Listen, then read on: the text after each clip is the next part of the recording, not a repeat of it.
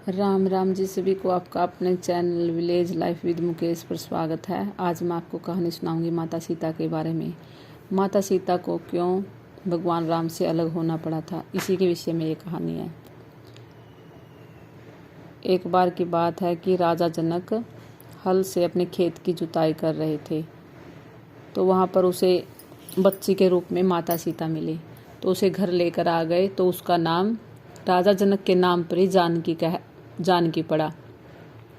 माता सीता जब थोड़ी बड़ी हुई तो अपनी सहेलियों के साथ बगीचे में गई हुई थी। तो वहाँ पर वह देखती है कि एक पर्वत की चोटी पर एक जोड़ा तोता आपस में बातें कर रही है।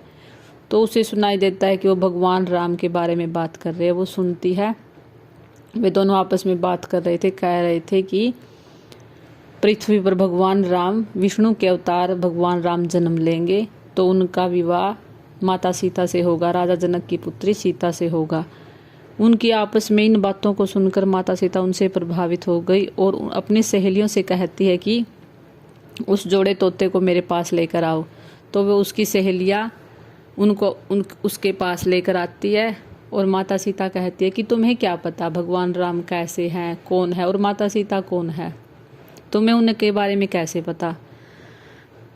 तो जोड़ा तोता कहता है कि हम महर्षि वाल्मीकि की कुटिया में रहते हैं। तो महर्षि वाल्मीकि ने रामायण एक महान ग्रंथ लिखा है, वो अपने शिष्यों को उसका पाठ करवाते हैं, तो हम भी सुन लेते हैं जुगर। वो कहते हैं, चलो माता सीता कहते तो भगवान राम के बारे में तुम क्या जानते हो बताओ। वो उनसे प्रभावित हो गई, उनको अपने बारे में और भगवान राम के बारे में तरह तरह की बातें पूछने लगी।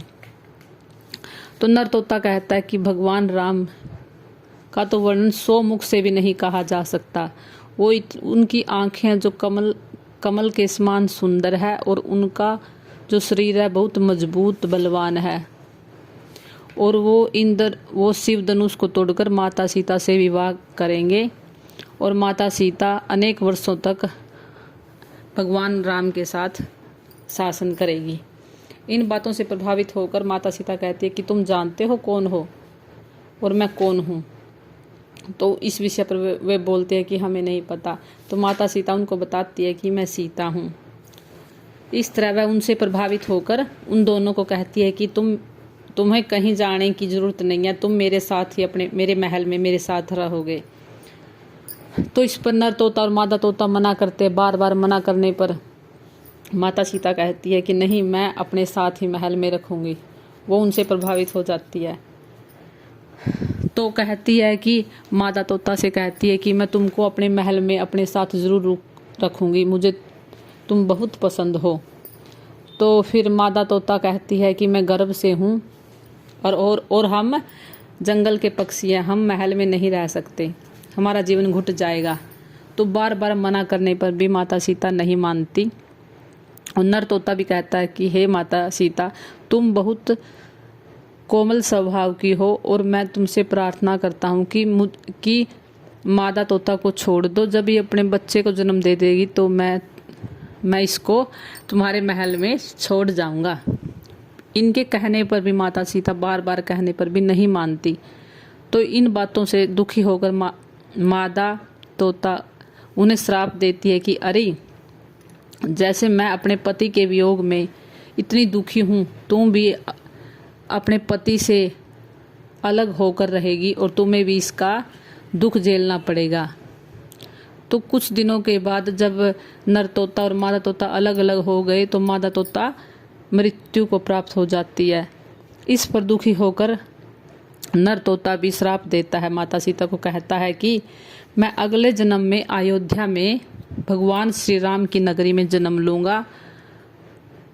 इसी श्राप के कारण नर तोता धोबी के घर जन्म लिया। इसी श्राप के कारण माता सीता को भगवान राम से अलग होना पड़ा। धोबी के घर जन्म लेने के बाद उसने ही माता सीता पर लांछन लगाया, उसके चरित्र पर शक जताया, और इस तरह भगवान राम ने माता सीता का त्याग किया। माता सीता ने भी अपने कर्मों का फल भोगना पड़ा था।